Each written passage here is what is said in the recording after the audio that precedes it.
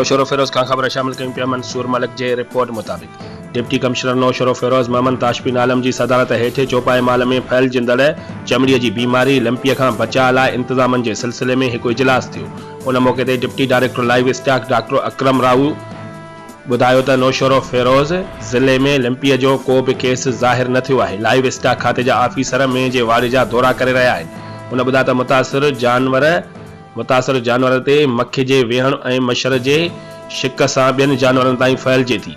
उन लाइ ज़रूरी आहे त चौपाई माल जे वाड़नि में मक्खियुनि ऐं मच्छरनि मारण लाइ स्प्रे करायो वञे। उन वधीक ॿुधायो त मुतासिर जानवर जो खीर पीअण ऐं गोश्त खाइण सां को बि नुक़सान नथो थिए।